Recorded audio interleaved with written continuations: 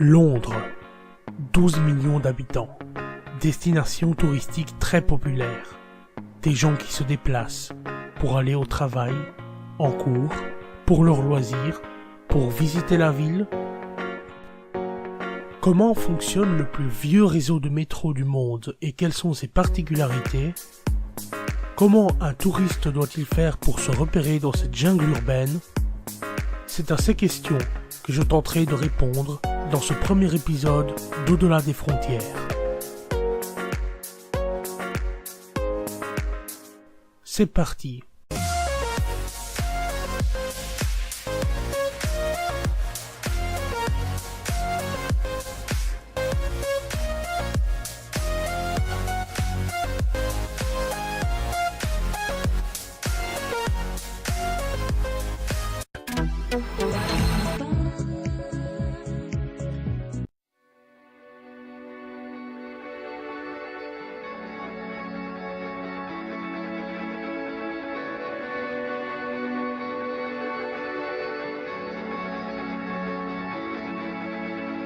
Si t'arrives en avion, il est très probable que t'atterrisses à Heathrow. Cet aéroport est situé à environ 14 miles du centre-ville de Londres.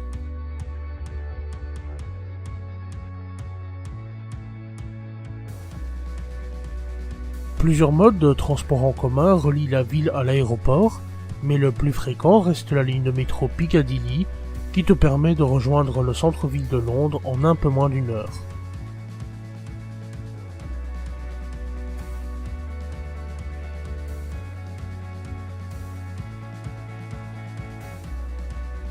Si tu décides de prendre le train, tu arriveras à Saint-Pancras International, où les Eurostars en provenance d'Amsterdam Central, Bruxelles Midi et Paris Nord acheminent les voyageurs à destination de Londres.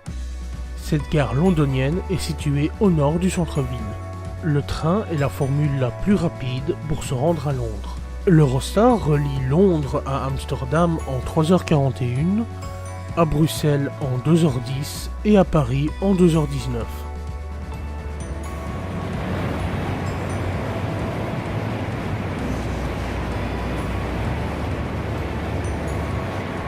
Si tu viens en autocar, tu débarqueras à Londres Victoria, gare routière située au sud-ouest du centre-ville.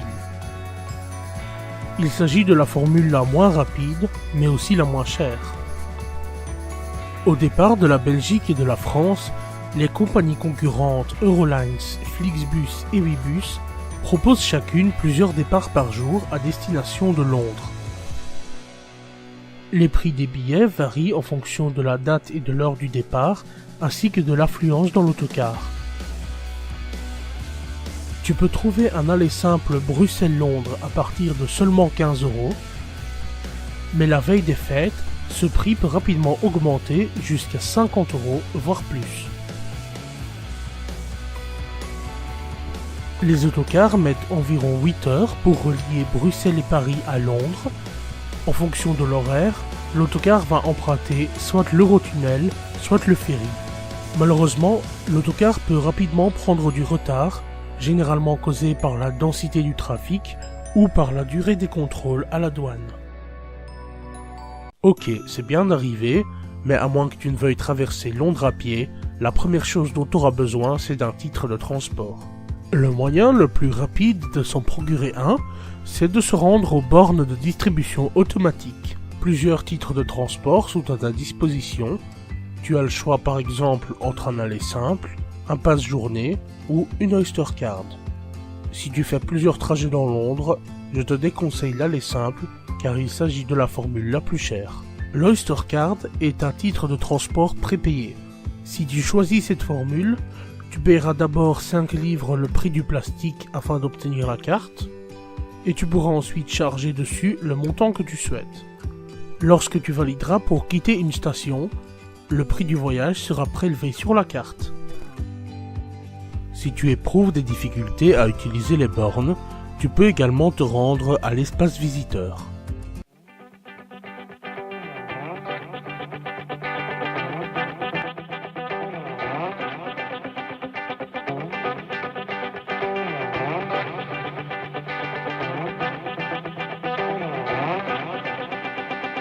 Le métro londonien a été mis en service le 10 janvier 1863. Ce fut une première mondiale. Nous pouvons donc affirmer que les Anglais ont inventé le métro. Aujourd'hui, le réseau compte 11 lignes qui desservent 270 stations sur 421 km de voies. Contrairement à d'autres villes européennes, les lignes du métro londonien n'ont pas de numéro mais des noms.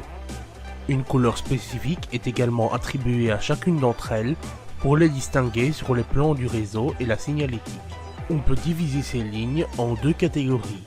Les lignes recouvertes, qui ont été creusées par la méthode de tranchée couverte, dont les rails se situent à environ 5 mètres sous la surface, et les lignes en souterrain profond, construites à l'aide d'un bouclier pour forer les tunnels, dont les rails se situent à environ 20 mètres sous la surface. On peut reconnaître ces dernières à la forme cylindrique de leurs rames, stations et tunnels. Les lignes Circle, District, Hammersmith and City et Metropolitan sont des lignes recouvertes. Elles font partie d'un réseau interconnecté. Cela signifie que chacune de ces lignes partage ses voies avec au moins une autre ligne. Elles se partagent également le matériel roulant, des rames de type S7 et S8 stock.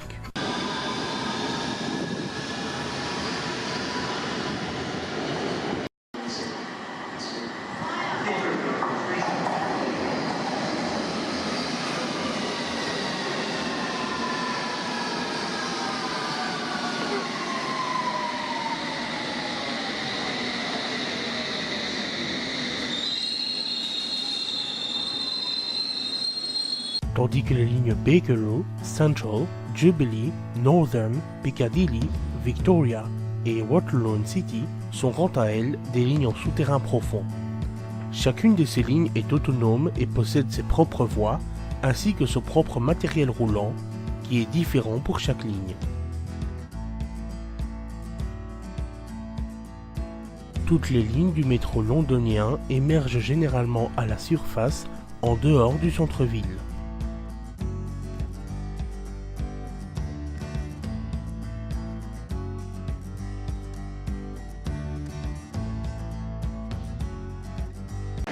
Wembley Park.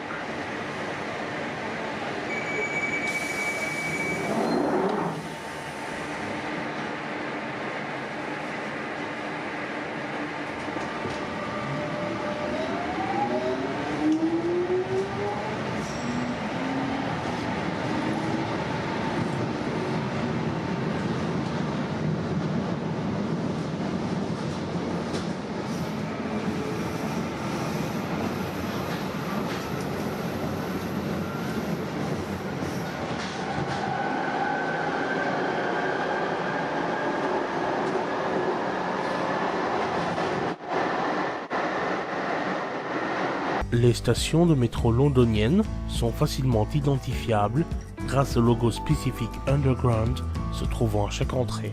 Toutes les lignes de métro circulent tous les jours d'environ 5 heures à environ minuit, à l'exception des lignes Central, Jubilee, Northern, Piccadilly et Victoria qui offrent un service ininterrompu du vendredi matin au dimanche soir. À l'intérieur des rames, les voyageurs sont informés par des annonces digitales et vocales qui peuvent être légèrement différentes en fonction du matériel roulant. En plus de citer les correspondances, les annonces informent des curiosités touristiques à proximité des stations.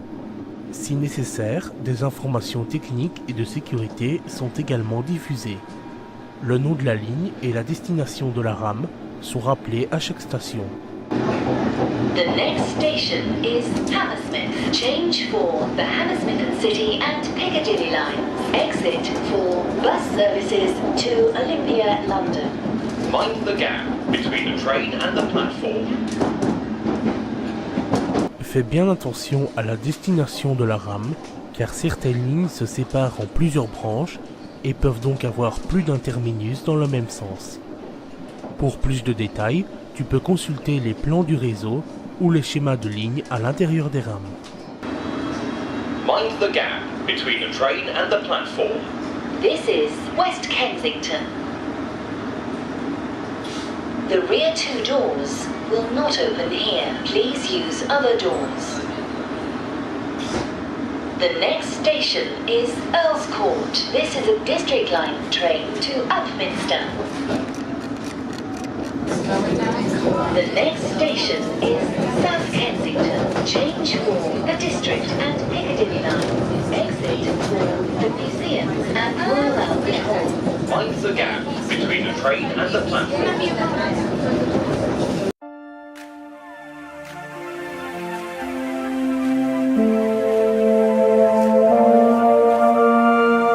Le DLR, Docklands Light Railway, est un réseau de métro complémentaire au réseau principal. Il dessert essentiellement le quartier des Docklands. Il a été mis en service le 31 juillet 1987.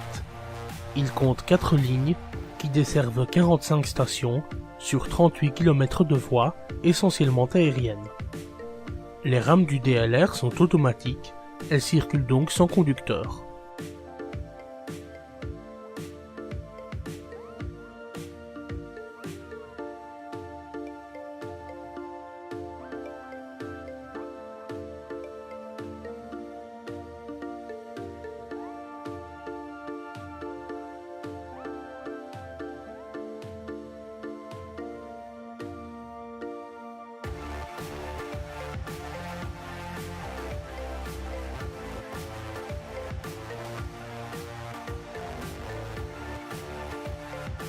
Si tu souhaites découvrir Londres en te déplaçant en surface, tu peux également emprunter un des célèbres bus rouges impériales. Ce ne sont pas des bus touristiques comme dans d'autres villes européennes, mais des bus circulant sur des lignes régulières. L'agglomération londonienne est desservie par 673 lignes de bus. Certaines de ces lignes circulent 24 heures sur 24. La fréquence des bus est tellement élevée que sur les portions communes entre plusieurs lignes, les bus se suivent. Littéralement. Un trajet en bus est moins cher qu'un trajet en métro, et la plupart du temps, tu ne seras pas collé aux vitres comme dans le métro.